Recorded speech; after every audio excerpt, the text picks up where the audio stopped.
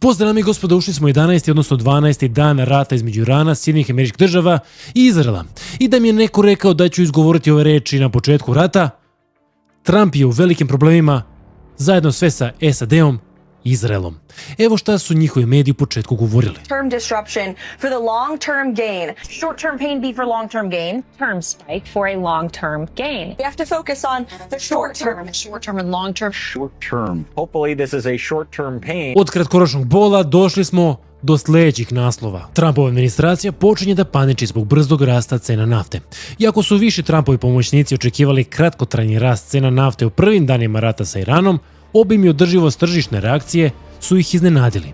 Sada kada se cene nafte kreću oko $100 po barelu, nešto više od nedelju dana nakon početka rata, a cene američkog gasa naglo rastu, to je dovelo do zakasnale žurbe da se pokušaju uvjeriti investitori i traže načini za ublažavanje uticaja. Tek sada svi shvataju nevjerojatnu taktiku Irana i zašto deluje da se više fokusirao na napade oko zalivskih zemalja nego na napade na sam Izrael. Sada shvatamo zašto je gađao određene američke baze oko samog Irana.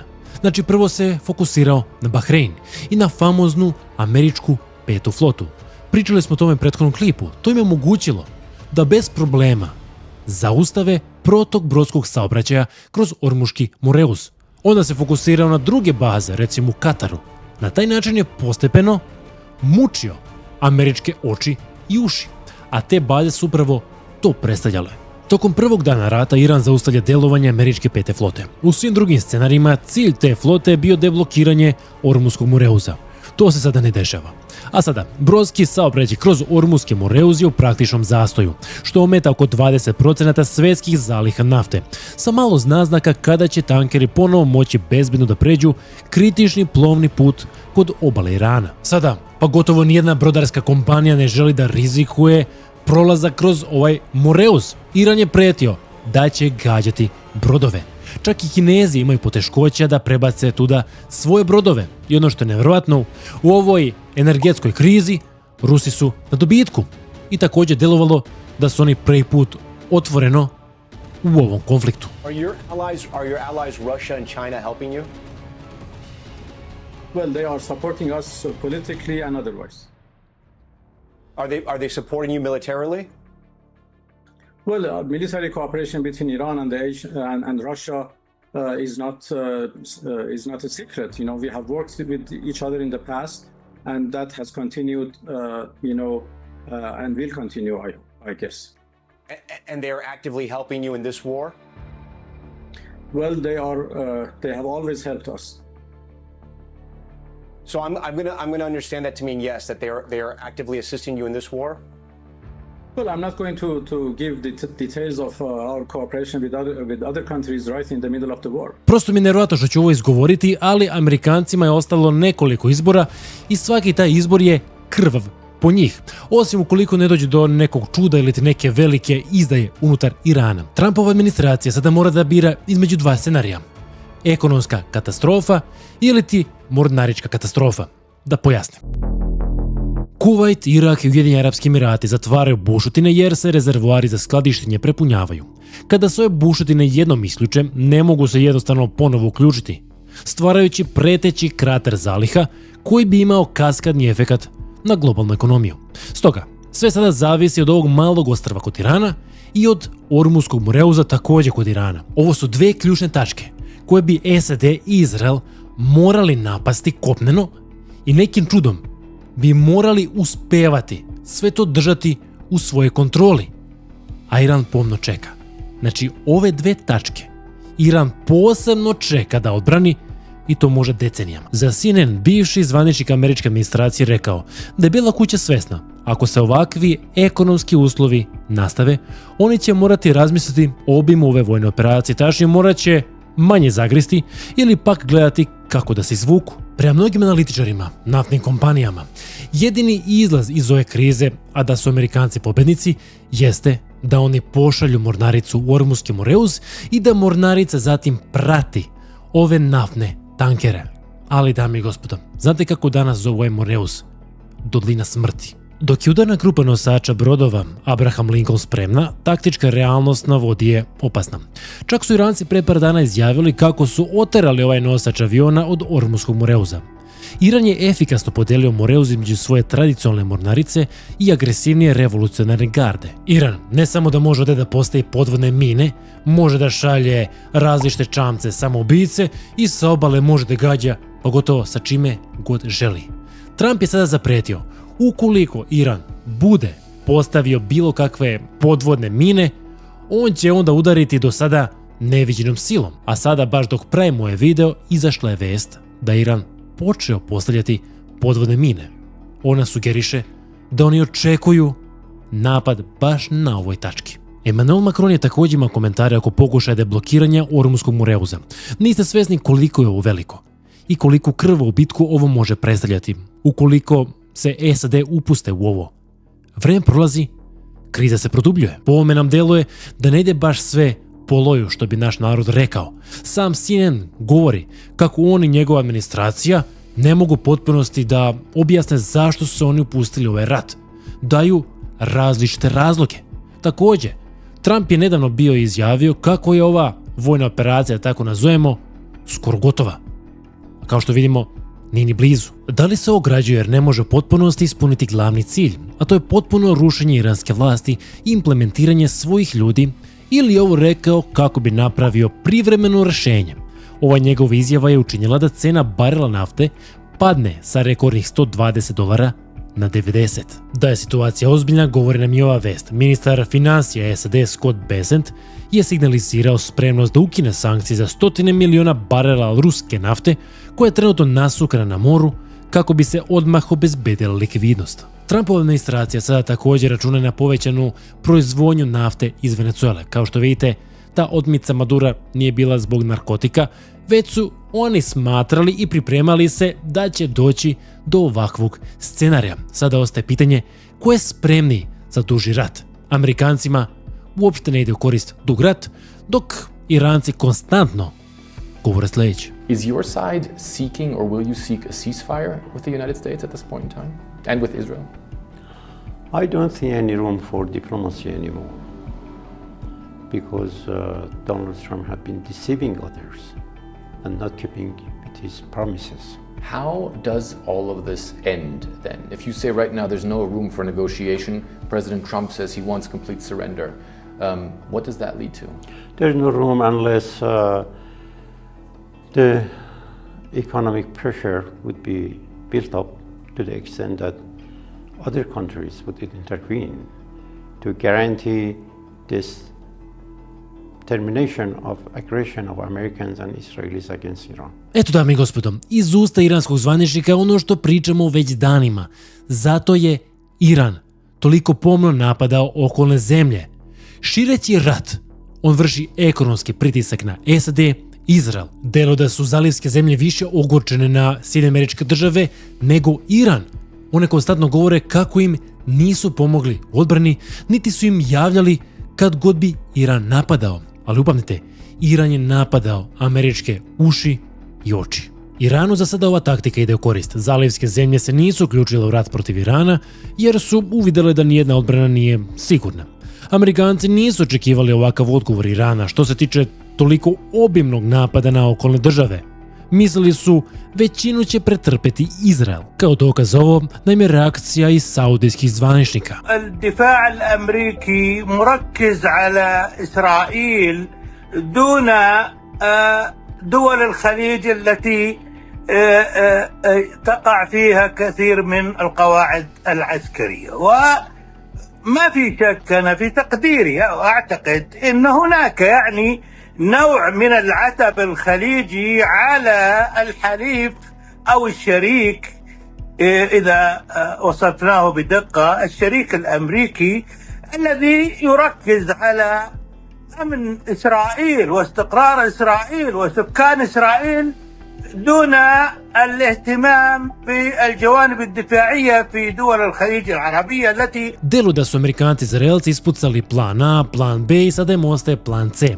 U planu A oni su želeli brzu pobedu, nešto slično kao samoj Venezueli. Odmah su eliminisali vrhovnog lidera Irana, Također su odmah izvršili cyber napade te su slali poruke iranskom narodu da izađu na ulice i da svrgnu potpunosti vlast. Oni smatrali, bili su nedavno protesti, bilo je krvoprolića, stoga ljudi će odmah izaći na ulice, ne vole vlast. Međutim, to se nikada nije dogodilo. Verovali su, uništit će kapacitete Irana, ljudi će izaći na ulice i dovršiti posao. U planu B pokušali su slični scenario kao u Libiji i Siriji, kopnena invazija famoznih pobunjenika ili tako nešto slično. Ovoga puta, mnogi mediji poput Fox Newsa plasirali su lažnu vest da su Kurdi prešli granicu Irana iz Iraka i da su krenuli sa napadima. Čak je bila izašla vest kako CIA pregovara sa kurdskim grupama da ovo učine. Međutim, kurdske grupe to nisu žele da učine, jer one više ne veruju Sjedinjenim Američkim Državama. Recimo, tokom Zalivskog rata 1991. godine George Bush je pozvao Iračane da izađu na ulice kako bi srušili Sadama Huseina. Kurdi sa severa i šiti sa juga Iraka su ih poslušali i oni su podigli ustanak. Međutim, Sadam ih je gotovo zgazio. Amerikanci im nisu baš pomogli jer nisu želeli direktno da sruše iračku vlast i da tako u potpunosti se raspadne Irak, jer se plašili da bi zbog toga Iran mogao da jača. Gle čuda, Iran je ojačao. Čudni su mi ti misteriozni napadi poput britanske baze na Kipru, gde je utvrđeno da iranski dron nije stigao iz pravca Irana. Jako zanimljivo. Ili ti pak ovi čudni napadi na azerbejdžanski aerodrom. Najsavršeniji scenario po Sjedinjene Američke Države i Izrael bi bio da je Azerbejdžan napao Iran. Oni dele duž granicu nekih 700 km ili koliko želite budemo precizniji 689 km. Azerbejdžan je u blizini mnogih ključnih iranskih mesta. Da su oni čak izvršili recimo neku kopnenu invaziju, SAD i Izrael bi zaista bili na konju. Ali to se nikada nije dogodilo. Jednostavno nikom nije bilo jasno zašto bi Iran sada pogodio Azerbejdžan, da li postoji nešto što mi ne znamo, a ono što je jako zanimljivo, javno je Iran negirao odgovornost za ove napade. Ko bi na to mogao učiniti? Pazite, zanimljiva činjenica. SAD koriste prenamenjenu iransku tehnologiju dronova za napad na Iran. U uvodnim salvama napada, SAD su tiho predstavile svoj jeftini bespilotni avion bez posade, Lukas. Jednosmerni napadni dron napravljen po uzoru na jeftinu tehnologiju koju sam Iran razvija od 80. godina. Ko kaže da oni ne posjeduju identične šahe dronove i ne pokušavaju uvući druge države u rat, optužujući Iran? Sve svemu plan A i plan B im nisu uspjeli, oni nisu kao u Venecueli uspjeli kroz nekoliko dana promeniti vlast. Evo, Iran je sada doveo novog vrhovnog vođu. Stoga ostaje im plan C, a sam taj plan C ima nekoliko opcija. U plan C spada neka vrsta kopnene invazije. I Amerikanci već danima govore o ovakvom planu, ali i dalje nisu sigurni šta bi oni mogli da napadnu ili ti zauzmu. Ima nekoliko opcija, ali ono što je najgore po njih, svaka ta opcija je poprilično krvava. Moraju da pošalju mnogo naoružanja i mnogo vojnika. Jedan od scenarija o kojem Izrael i SAD diskutuju, osim deblokiranja Ormuskog Moreuza, jeste zauzimanje Harg ostrva. Ova ostrvska teritorija je izvozna tačka za 90% iranske sirove nafte. 28. februara, prvog dana rata, na ostrvo su se čule eksplozije, mada nije bilo informacija o pričinjenoj šteti. Znači, ukoliko bi Amerikanci uspjeli da zauzmu ovo malo ostrvo, oni bi u potpunosti zaustavili izvoz iranske nafte. Da, dobro ste čuli. Zbog toga, mnogi veruju da će doći do neke vrste invazije baš na ovo ostrvo. I ne bi im trebalo mnogo vojnika, od 4 do 8 hiljada recimo marinaca, ali i ovdje postoji jedan veliki problem. U blizini, na kopnenom delu Irana, postoje brda planine i u tim planinama su sakrivene raketne baterije. Tehnički bi artiljerija mogla donekle i da dobaci. Da ne spominjemo dronove i druga naoružanja, mornaricu. Znači, svako ko bi se našao na tom ostrvu bi bio ekvivalent kao da se nalazi u samom paklu. Znači, SAD i Izrael mogu lako zauzeti ovo ostrvo, ali pitanje je mogu li ga zauvek kontrolisati. Ovo isto možemo reći i za sam Ormuski Moreuz. Zato Amerikanci i Izrael konstantno gađaju iranske lansere, bombarduju sve što mogu bombardovati, pa sada i sam Ormuski Moreuz, kako bi bili sigurni da njihova mornarica tu može prići. A sada najnovije vesti koje nam sugerišu da smo veoma blizu direktnog rata za Ormuski Moreuz. Izašla je vest da Iran počeo zaista postavljati podvodne mine kroz ovaj prolaz. Trump je još juče upozoravao Iran da ne postavljaju nikakve mine, da će biti onda još nekakvih žešćih haosa. Zaista je baš ono žestoko pretio. Ona znači da Iran očekuje američku mornaricu. Amerikanci sada gađaju iranske brodove koji postavljaju mine. Oni tvrde da su uništili preko 17 ovakvih brodova, a Iran je u trenucima dok pravimo ovaj video gađao nekoliko transportnih brodova koji su pokušali da prođu kroz Ormuzski Moreuz. Znači Iran više nikom ne da prođe kroz ovaj zaliv, što nam govori da oni idu na duži rat i guše ekonomiju. Također ovih dana su imali upriličan broj napada balističkim projektilima, dronovima i sada su bili pogodili neka naftna postrojenja njihovih komšijskih zemalja. Ukoliko se SAD upuste direktno deblokiranje Moreuza, morat će poslati do 40.000 vojnika, nosače, razarače, podmornice, bombardere, morat će uništiti iranske obalne raketne sisteme, neutralisati mine u Moreuzu, zauzeti ključna ostrva Kešm, Abu Musa, Hormuz. Rizična i skupa operacija.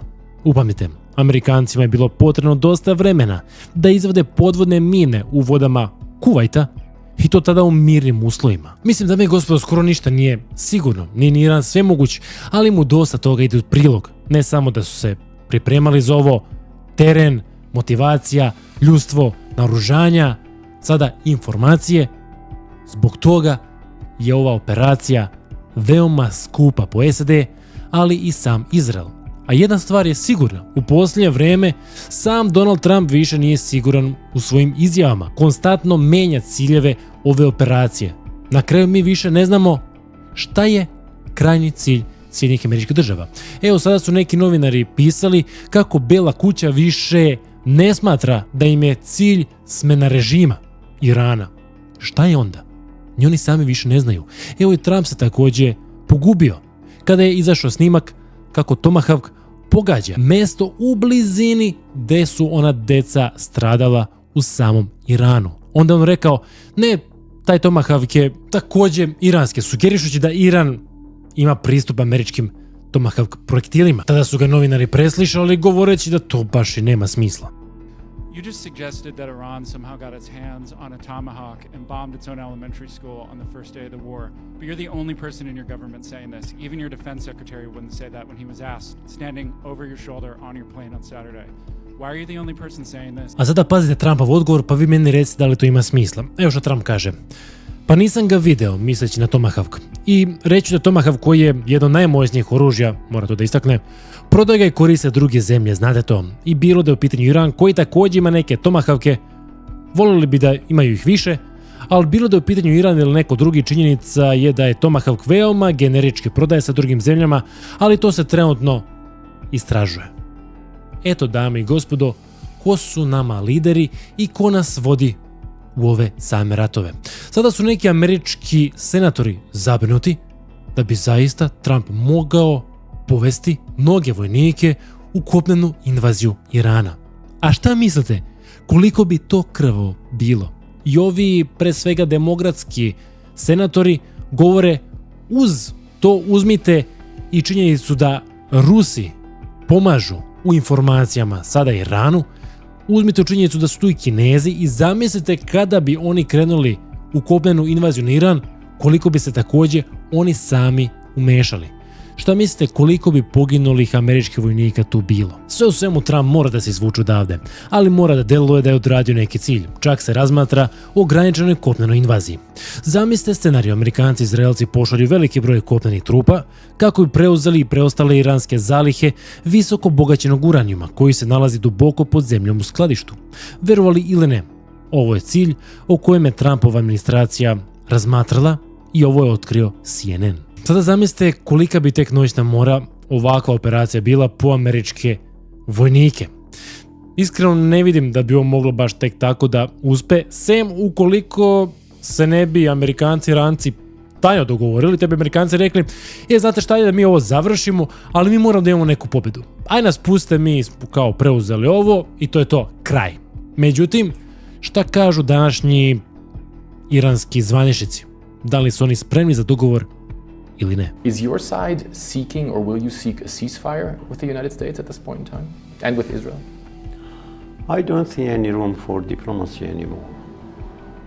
because Donald Trump had been deceiving others and not keeping with his promises. How does all of this end then? If you say right now there's no room for negotiation, President Trump says he wants complete surrender. What does that lead to? There's no room unless the economic pressure would be built up to the extent that other countries would intervene to guarantee this termination of aggression of Americans and Israelis against Iran. Sada vidite ponovo iranskog zvaničnika koji nam objašnjava sve ove poteze koje Iran čini. Oni ekonomski pokušavaju da naprave mržnju protiv Sjedinjenih Američkih Država. Da li će im taktika uspjeti do kraja, vidjet ćemo. Sada su sve oči uprte u SAD. I u to da li će se upustiti u tog rat za Ormuski Moreu za kasnije samo kopno Irana. Ili će reći, znate šta, ipak je operacija uspješna, to je to, kraj. Ostanite na kanalu. Hvala svima što ste vrijeme ste video, nadam se da uživate mom raznovrsnom radu. Ukoliko je to slučaj, like i subscribe bi zaista bili od pomoći. Uključite famozno zvonce kako ne biste propustili nijedan naredni video, tu je portal idiokratija.com. Možete također da naručite i moju prvu knjigu, mnogima se svidjela, možda će baš i vama, možda iz svega toga izađe neki film ili ti pak serija. Sve linkove i informacije možete pronaći baš u opisu klipa. Do sljedećeg viđenja, pozdrav!